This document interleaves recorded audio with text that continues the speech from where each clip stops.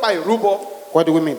Kí ló ń tó túmọ̀ sí? We mean to give up. Ìyẹn ni pé kéèyàn kó yọ̀ǹda, Give it up. kéèyàn kó jọ̀wọ́ nǹkan, Drop it. kó fi í lẹ̀. It's useful to you, you drop it. Ó wúlò fún ọ ṣùgbọ́n ó yọ̀ǹda rẹ̀. It means to forfeit something. Ó túmọ̀ sí pé kéèyàn kó pàdánù nǹkan. Something that is highly valued. Ohun Forfeit tó it. jẹ́ iyebíye ní ojú rẹ̀, ó yọ̀ǹda rẹ̀. You have 5 million naira in your account. O ní mílíọ̀nù 5 nínú ilé ìfowópamọ́ rẹ̀. God has done something for you. Ọlọ́run ti ṣe ohun kan fún ọ. And you want to bring a sacrifice. O sì wá fẹ́ mú ìrúbọ wá síwájú rẹ̀. You did not take part of that money and say, use it for God's work. O wá mú nínú owó ìkàsí pé ẹ lò fún iṣẹ́ Olúwa. But you come forward and say, when I was asking God to give me this miracle, I promised God that if He gives it to me, I will roll on the altar. Rolling on the altar. What was Ẹ wá how wá much? sí pẹpẹ.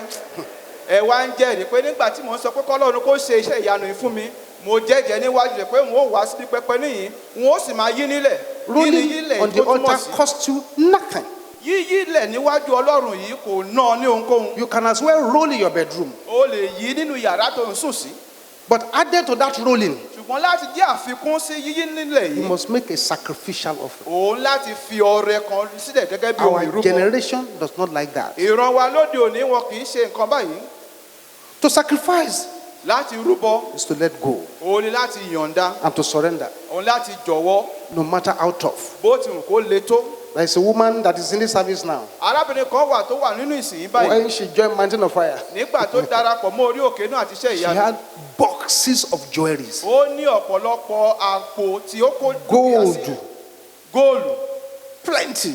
púpọ̀ ni wọ́n ní. She seemed to be addicted to them. Ó dà ẹ́ pé ó ti di bárakú pẹ̀lú rẹ̀. When she joined us, the first problem she had is that, opportunity to display jewelries, and these people are not wearing it. What kind of place is this? Nígbà tó darapọ̀ mọ́ ìjọ yìí, àbámọ̀ tí wọ́n kọ́ ni pé àǹfààní tí wọ́n fi lo gbogbo yẹtí àti góòlù tí mo ní kò sí níbí báyìí. Until there was a message preacher one day. Títí ó fi di ọjọ́ kan tí wọ́n gbọ́ ìwàásù kan níhìn. Lord, show me the secret of my life. Lórí Olúwa fi àṣírí ayé mi hàn mí. She went home and prayed. Wọ́n lọ sílé, wọ́n sì lọ gbàdúrà. And in a dream, Nínú àlá, she found that an angel brought out all the boxes of jewelries. wọ́n rí pé áńgẹ́lì kan wá gbé gbogbo àpótí ti ohun ọ̀ṣọ́ yìí jáde. And he says, my daughter, Ó ní ọmọbìnrin mi, I will tell you why you're having problems. wọ́n ó sọ fún ọ ìdí rẹ̀ tó ṣe ní The ìṣòro. angel opened each of the 12 boxes. Áńgẹ́lì wá sí àwọn àpótí méjì láìlẹ́yọ kọ̀ọ̀kan. And he said, look.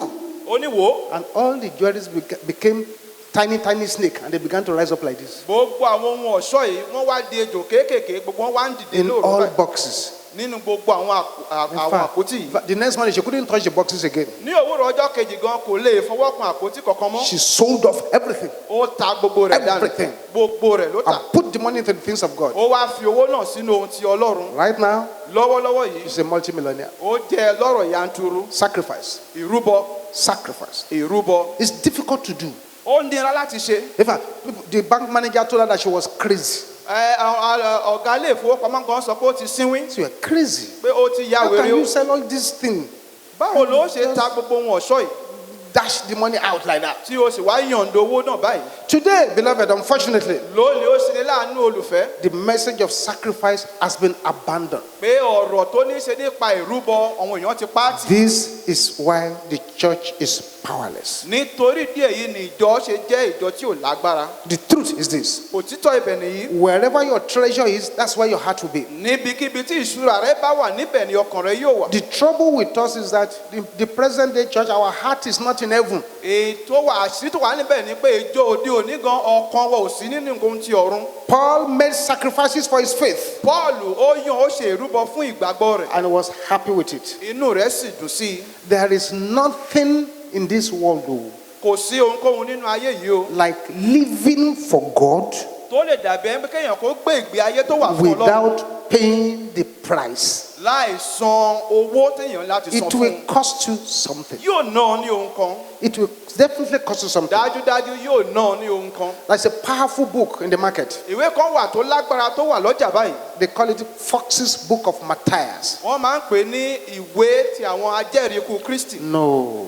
No matter how hard your heart is, bó ti wù kí ọkàn rẹ le tó, if you buy that book tó bá ra ìwé yìí and you begin to read, tó sì bẹ̀rẹ̀ sí í kà á, you will tremble to your feet. ó wá rírì títí di ẹsẹ̀ rẹ ni. You will see people who were cut into two because of the gospel. ó rí àwọn tí wọ́n gé sí méjì nítorí ìrere. You see people whose fingernails were removed physically because of the gospel. ó rí àwọn tí wọ́n yọ èékánná wọn lóòyẹ̀ nítorí ìrere. You read about that man ó kà nípa who ọkùnrin they náà. say, deny Christ or we shall kill you here. wọ́n ní sẹ́ Kristi bí ò ṣe bẹ́ẹ̀ a ó pa ọ́ sí He said, yìí. but Christ has not done anything wrong to me. Why should I deny him? ó ní Jésù ò ṣe ohunkóhun tó lò ní báwo ni wọ́n ṣe wá sẹ́ ẹ. They took his wife and killed wọ́n her mú ìyàwó rẹ̀ wọ́n sì pa á in his presence. ní ojú rẹ̀. There are 3 children. ó ní àwọn ọmọ mẹ́ta. Say, this one is dead now. ó ní eléyìí ti kú báyìí. Deny Christ so that you and these children may live. sẹ́ Kristi kí ìwọ àti àwọn ọmọ wọ̀nyí lè yè. And I said, but he has not done anything to me. ó ní ṣùgbọ́n kò ṣẹ̀ mí. They took the first child and killed her one. wọ́n mú ọmọ In his kìíní wọ́n pa presence, there. ní ojú rẹ̀ kòrókòró. 2 more. ó kù méjì. Deny. sẹ́ He said, no. ó ní They rárá. took the third child, killed the third child. wọ́n tún mú ọmọ kejì wọ́n tún pa á. It now remained the last girl, ó wá kù ọmọ rẹ̀ obìnrin tó kẹ́yìn. a girl of 12 years or so. ọmọ bíi ọmọ ọdún 12 ni. She was crying. òun náà ń sọkún. Daddy was crying. bàbá rẹ̀ ń sọkún. Again, they asked the man, wọ́n tún bèèrè lọ́wọ́ arákùnrin náà. deny Christ or this girl goes too. sẹ́ Kristi bí kò ṣe bẹ́ẹ̀ ọmọbìnrin náà á lọ. Looking at the face of the girl, bí ó ṣe wo ojú ọmọ rẹ̀ obìnrin yìí. the man was touched ọkàn rẹ̀ gbọgbẹ́. and said, well, ó ní ó dáa well, ó dáa o. okay, if that will spare her life. tó bá jẹ́ pélé ni yóò dẹ́ ẹ̀mí ọmọ yìí The sí. daughter said, no, daddy, ọmọ yẹn sọ pé rárá bàbá mi don't deny Christ. má sẹ́ Kristi Let them kill him. jẹ́ kán pa mí. And they killed the girl and they killed him. wọ́n sì pa ọmọbìnrin wọ́n tún pa bàbá rẹ̀. The book of Matthias. ìwé ti àwọn ajẹ́rìí ikú Kristi.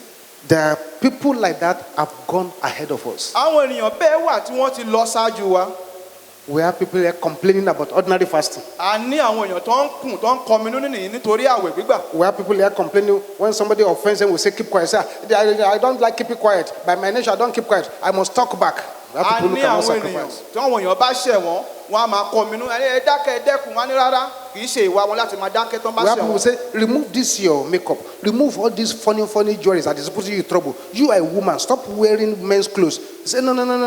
I won't look okay. They cannot sacrifice anything. a rí àwọn ènìyàn tó wà láàrin wọn tá a máa sọ pé gbogbo ọ̀dà tó fi kún ojú yìí mú kúrò mú ṣòkòtò kúrò tó dé òun ṣe ọkùnrin wọn á ní rárá àwọn ò lè ṣe kò lè jẹ́ kí àwọn èèyàn kó rí àwọn gẹ́gẹ́ bí ẹni tó A dáa. generation that hates to drop anything for excellency of Christ. ìran àwọn ènìyàn tí wọ́n kọ̀ tí wọn ò sì ṣetán láti yọ̀ǹda ohunkóhun fún ìtayọ The Kristi. Bible says bíbélì wípé you have to submit yourself as a living sacrifice. ẹ láti yọ̀ǹda ara yín gẹ́gẹ́ bí ẹbọ ààyè mímọ́. A living is living but sacrifice. ẹbọ ààyè mímọ́. Living sacrifice means undying sacrifice, ẹbọ ààyè ó túmọ̀ sí ẹbọ tí kì í kú. unending sacrifice. ẹbọ tí ò lópin. That's why the cross, nítorí náà ni àgbélébù the cross of Jesus Christ, àgbélébù Kristi is a symbol òun ni àmì of obedience and sacrifice. fún ìgbọ́ràn àti ìrúbọ. On that cross, lórí àgbélébù yìí Jesus was sacrificed. a fi Jésù rúbọ. That's why Paul said, nítorí náà ni Paul ṣe sọ wípé I am crucified with Christ. a ti kàn mí mọ́ àgbélébù pẹ̀lú When Kristi. you get on that cross, nígbà tó bá dé orí àgbélébù yìí that cross will bring out your blood.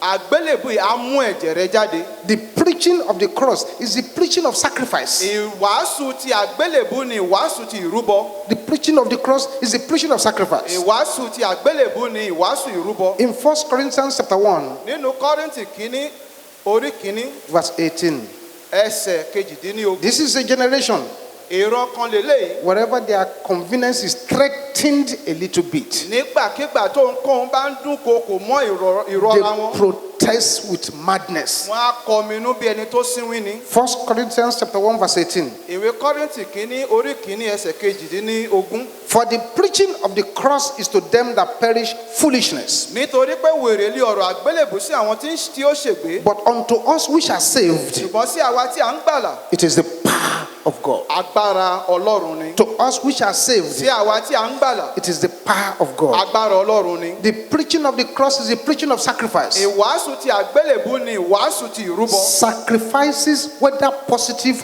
or negative, releases spiritual power. Kéèyàn kó máa rúbọ yálà rere tàbí búburú á máa yọ̀ǹda agbára.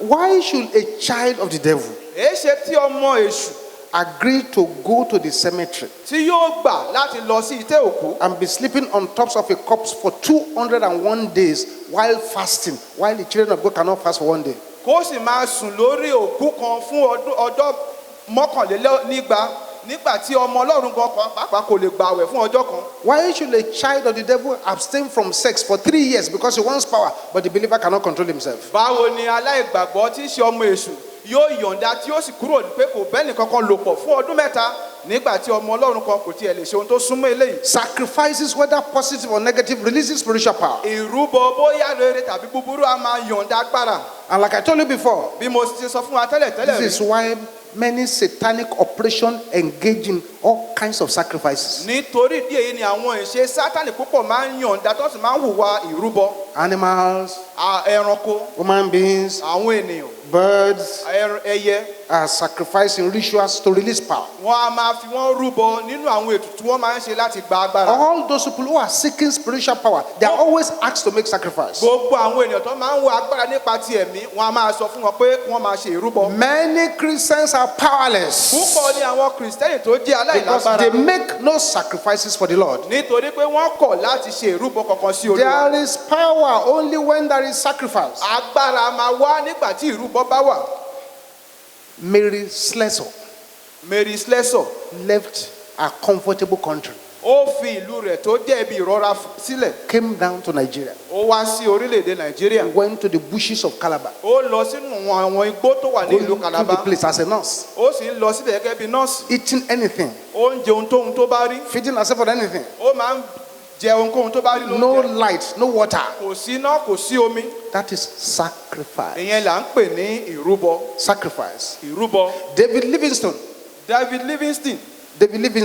David Livingstone left his country, òun náà fi ìlú rẹ̀ sílẹ̀. came down to East Africa, Òun náà wá sí ìhà ti Áfíríkà yìí. preaching the gospel inside the forest. Ó ń wàásù ìrere nínú àwọn igbó dídí. He took his wife along. Ó mú ìyàwó rẹ̀ dání. Malaria killed that woman. Ẹ̀yà àìsàn ibà ó pa. A lion attacked David Livingstone Kìnìún gan pàápàá ó kọ ojú ìjà sí David Livingstone. and tore off one of his hands Ó sì ya ọ̀kan nínú àwọn apá rẹ̀ while he kúrò was preaching the gospel. nígbà tó ń wàásù ìrere. When he went back to England to give a report, Nígbà tó padà lọ sí ìlú ọba láti sọ fún wọn níyìn. he was giving the report with only one hand. The other hand has been torn off by the lion. Nígbà tó ń jíyìn gbogbo iṣẹ́ tó ṣe, apá kan ló ní nígbà náà, apá kan tó ní apá kejì kìnìún ti gbé jẹ. He has lost his wife there. Ó ti pàdánù ìyàwó rẹ̀ síbẹ̀. They begged him not to go back. Wọ́n bẹ̀ ẹ́ pé kó má padà lọ. He went back. Síbẹ̀ ó padà lọ. He was having serious ulcer. Ó ní àìsàn ọgbẹ́ inú. So he had a small goat. Nípa bẹ́ẹ̀ ó wá ní ó ní ẹran ewúrẹ́ kan. And he milks the goat to drink the milk of the goat to relieve his ulcer. A sì wá máa mu wàrà tó wá láti inú ewúrẹ́ yìí kí ó lè mú ìrora tó wà nínú àìsàn tó ń ṣe kúrò. His church members stole the goat. Àwọn ọmọ ìjọ rẹ̀ kan ló tún wá, wọ́n tún jí ewúrẹ́ yìí lọ. And yet he continued Síbẹ̀ ó tẹ̀síwájú until the day that they came to his hut while he was sleeping. títí wọ́n fi wá sí ibi tó máa ń sùn sí. And his black servant was by the door, Àwọn ọmọ rẹ̀ ọkùnrin dúdú ó wà lẹ́nu ilẹ̀kùn. who found that he didn't wake up on time Tó sì wá rí pé kò tètè jí lówùrọ̀. and got to the door. Ó dé ẹnu ọ̀nà. Buana.